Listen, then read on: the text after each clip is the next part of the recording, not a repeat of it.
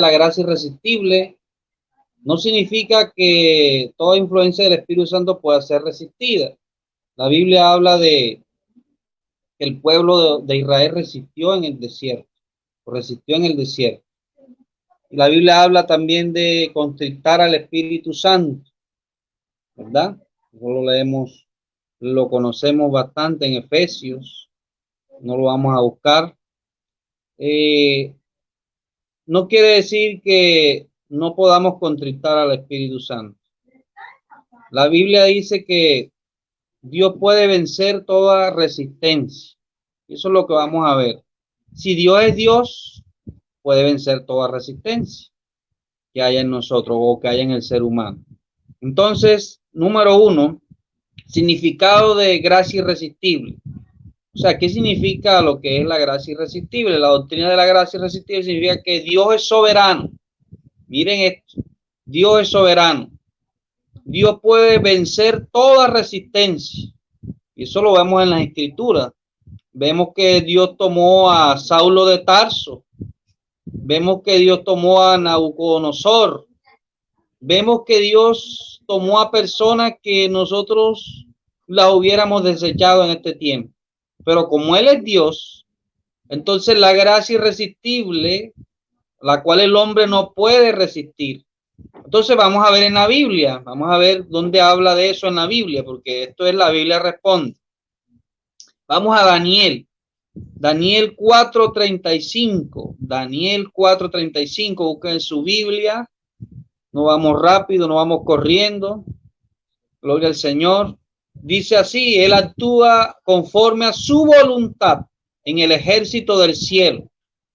Él actúa conforme a su voluntad en el ejército del cielo y entre los habitantes de la tierra. Nadie puede detener su mano, ni nadie decirle, ¿qué haces? Nuestro Dios está en los cielos. El Salmo, ahora vamos al Salmo 15. Salmo 155:3. Salmo 155:3. Dice que nuestro Dios está en los cielos y todo cuanto quiso ha hecho. Esa es la gracia, ese es el concepto de gracia irresistible. Todo cuanto quiso ha hecho. O sea, que si a Dios le place tomar una persona, cualquier persona, Él lo puede hacer. Esa es la gracia irresistible. Él lo puede hacer. Él ha escogido a personas como tú y como yo, personas malas, personas pecadoras, pero le ha placido escogernos. Y le va a placer escoger a muchas más personas, pero Dios va a utilizar nuestra predicación. Dios actúa en nuestra evangelización. Dios actúa en nuestra forma, ¿verdad?, de cómo llevemos la evangelización en nuestras iglesias, en nuestros lugares, ¿verdad?, donde Dios nos ha puesto o en toda la tierra. Entonces Dios actúa conforme a su voluntad. Ese es nuestro Dios. Estamos exaltando un Dios soberano. La doctrina de la gracia irresistible da o abandera a Dios como un Dios soberano, lo levanta como un Dios soberano que tiene poder para hacer lo que Él quiera. Entonces, eso es la doctrina de la gracia irresistible. Eso es lo que el significado de la gracia irresistible. Cuando Dios se propone a cumplir un plan con una persona, Él lo traza, aunque el hombre lo resista, pero termina venciendo. Jeremías una vez dijo que no iba a predicar más.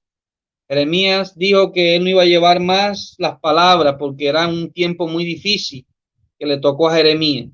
Pero él expresó y dijo, me sedujiste, Señor, me sedujiste, más fuerte fuiste que yo. Él no pudo resistir a Dios. Entonces, número 2, ¿quién puede resistir a Dios? ¿Quién puede resistir a Dios? Imagínense. ¿Quién puede resistir a Dios? Vamos a leer en Romanos 9:14, en adelante hasta el 18. Voy a leerlo acá, Romanos 9:14 al 18. Dice así con una pregunta, ¿porque pues todavía reprocha a Dios? Porque ¿quién resiste su voluntad? A lo que Pablo responde enseguida, ¿quién eres tú, hombre, que le contestas a Dios, que contiendes con Dios? ¿Dirá acaso el objeto moldeado, el vaso de barro al que lo moldea? ¿Por qué me hiciste así? ¿O no tiene el alfarero derecho, o sea, Dios el alfarero, derecho sobre el barro, de hacer de la misma masa un vaso para uso honroso y otro para uso deshonroso? Ahí está la respuesta para ese amado joven que nos hizo la pregunta. Dios toma vasos, de todos los vasos, unos para gloria y honra de él y otros para uso deshonroso. Judas fue uno de esos vasos. Ahorita lo vamos a ver. Entonces, ¿quién es el hombre para que contienda con Dios? ¿Quién es el hombre para que se ponga a contender con Dios? Si el hombre es pecador, si el hombre es depravado, en todos los aspectos, en todo lo que haga el hombre es depravado. Imagínense tanta depravación que hay en nosotros los seres humanos que aún la oración la tomamos para orgullo propio. Los fariseos tomaban el ayuno, que era algo sagrado, para orgullo, para prepotencia, para hacerlo super extra mega espiritual. Imagínense si no somos malos que aún tomamos la oración como para un beneficio cuando es una bendición la oración. Entonces Dios, ¿quién es el hombre para resistir a Dios? Si el hombre es malo y Dios decidió salvar a uno, ¿es Dios malo por eso?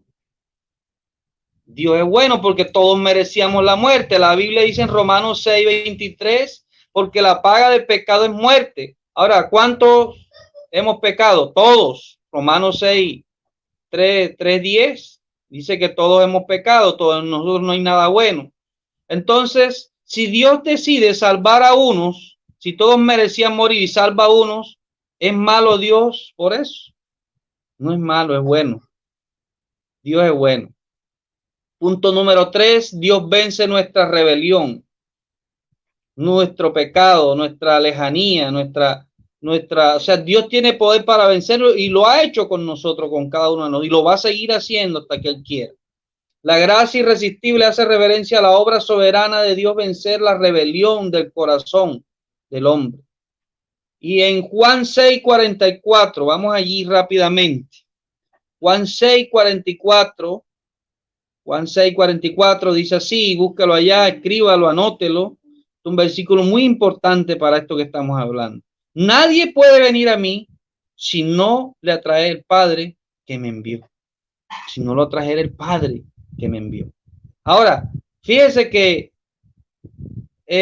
nadie puede venir, nadie. Y ahora, dice, si dice Jesús es nadie, es porque es nadie. Si Jesucristo dijo que era nadie, es nadie. Y ahora, si hemos llegado nosotros, es porque Él nos atrajo.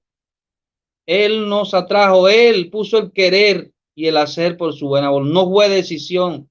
No me elegiste vosotros, Él nos eligió a nosotros. Esta es la obra soberana de Dios, obrando en la rebelión del ser humano. Dios nos atrae.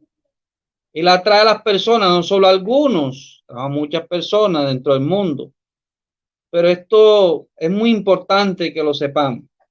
Ahora mismo en Juan 6:64, Juan 6:64, gloria al Señor, por eso es necesario que usted busque la Biblia en su casa.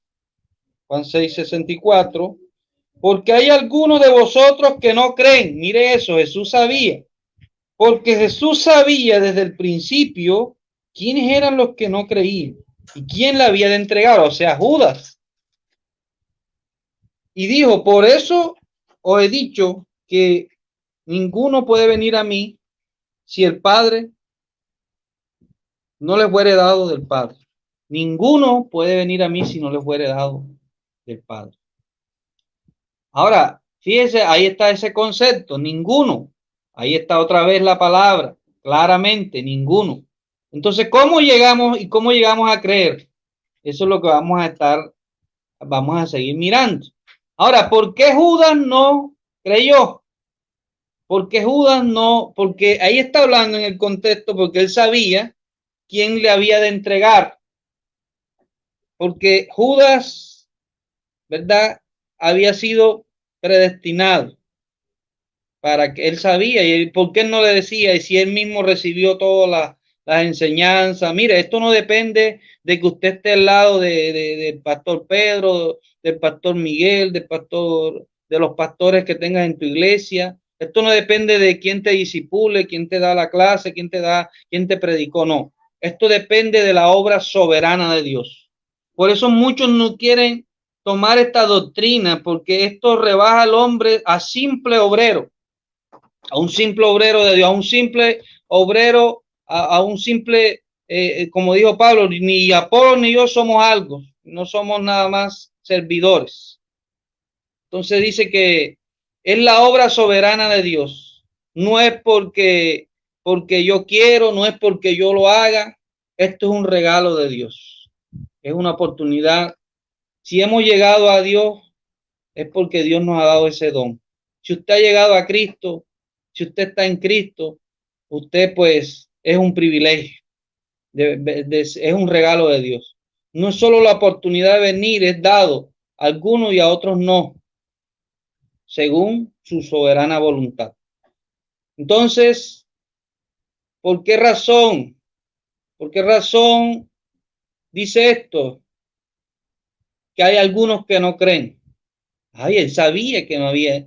Entonces podríamos parafrasear de la siguiente manera. Jesús sabía desde el principio que Judas no creería en él, a pesar de todas las enseñanzas e invitaciones que recibió. Y porque él solo sabía esto, lo explicó con las siguientes palabras. Nadie puede venir. Se está hablando en el contexto de Judas. O sea, Judas no llegó porque no le fue dado del Padre, porque Dios es soberano en hacerlo. Entonces, luego que la gracia irresistible viene a una persona, cae en un corazón, entonces esto trae pasos, que es el paso que sigue. Punto 4, el arrepentimiento es un regalo de Dios.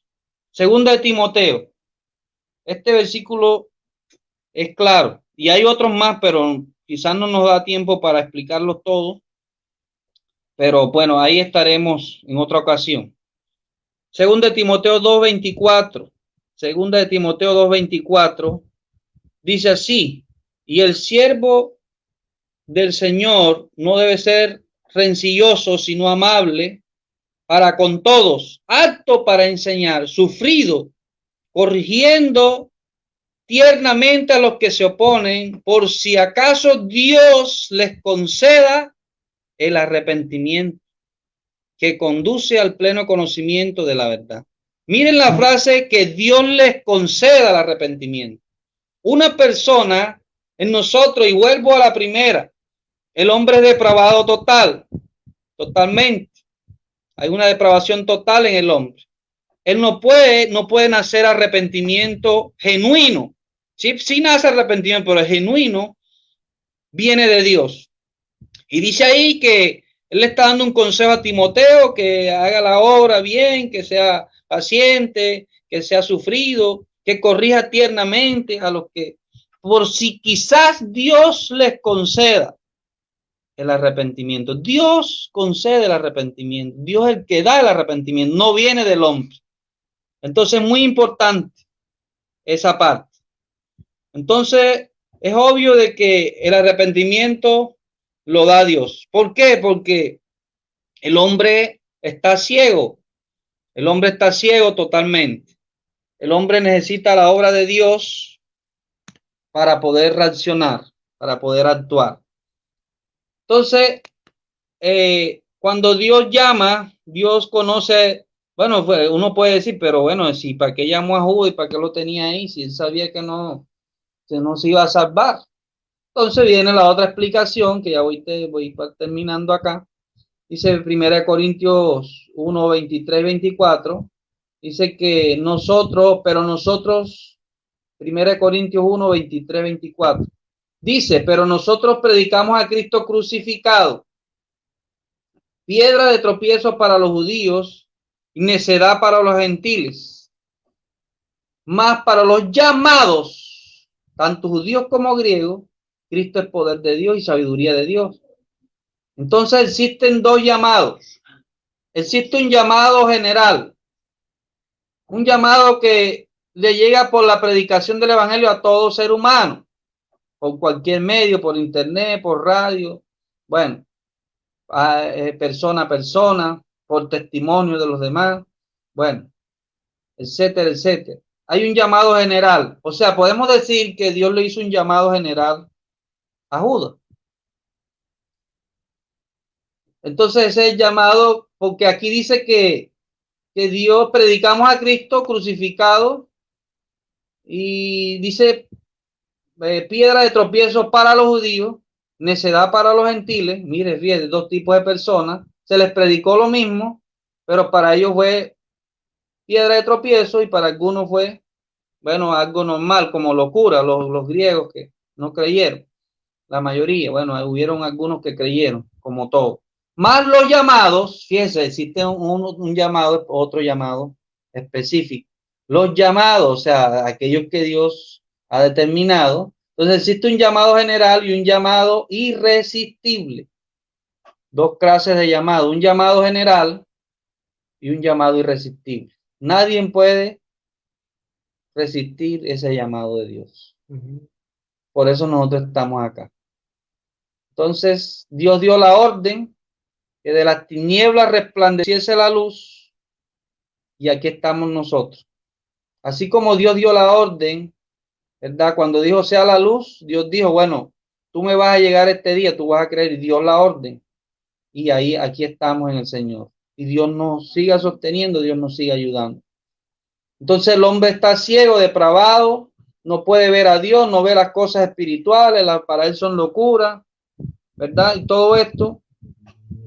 Entonces, termino diciendo, el hombre, el ser humano, malvado, depravado totalmente, necesita de la obra de Dios en su corazón. Y voy a terminar con esta cita, Hechos 16:14. Dice Hechos 16:14, dice donde habla de Lidia. Lidia dice que Lidia estaba atenta a lo que Pablo decía. Y dice que el Señor le abrió el corazón para que estuviera atento a lo que Pablo decía. Lidia, ¿quién le abrió el corazón? Lidia abrió el corazón a Dios. Dios le abrió el corazón para que recibiera la palabra que Pablo predicaba. Necesitamos la obra divina. Necesitamos el llamado de la gracia irresistible de Dios. Dice que Dios le abrió el corazón para que estuviera atento a lo que Pablo decía. Entonces, la obra en el corazón de Lidia fue una obra divina. Cuando ese es el llamado irresistible.